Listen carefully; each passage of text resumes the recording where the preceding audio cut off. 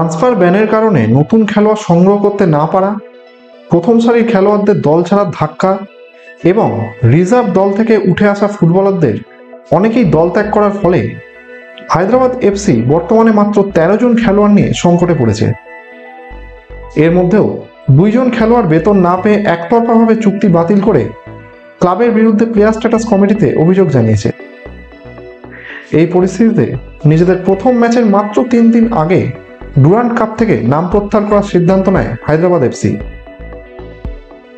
Durand কাপের নিয়ম অনুযায়ী ন্যূনতম ১৮ জনের স্কোয়াড থাকতে হবে, কিন্তু হায়দ্রাবাদ এফসির হাতে বর্তমানে মাত্র ১১ জন খেলোয়াড় রয়েছে।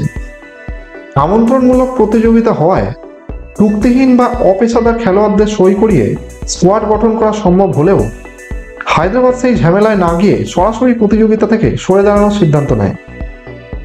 আগামী ৫ই আগস্ট শিলংয়ে এফসি গোয়ার বিরুদ্ধে ম্যাচ দিয়ে ডুরান্ড কাপ অভিযান শুরু করার কথা ছিল হায়দ্রাবাদ এফসি, কিন্তু তাদের সরে দাঁড়ানোর ফলে আয়োজকরা আই লিগে ফিরে আসা ডেম্পো স্পোর্টস ক্লাবকে আমন্ত্রণ জানিয়েছেন ডুরান্ড কাপে অংশগ্রহণ করার জন্য।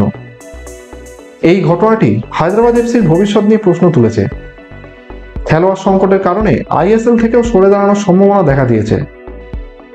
ট্রান্সফার ব্যান তুলতে গেলে খেলোয়াড় ও কোচদের বেতন বাবদ ১৮ কোটি টাকা পরিশোধ করতে হবে এবং ফিফাকে জরিমানা দিতে হবে।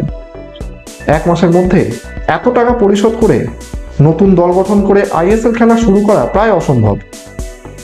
তাই ধরে নেওয়া যাচ্ছে এবারের আইএসএলে হায়দ্রাবাদ এফসি ছাড়াই অনুষ্ঠিত হবে।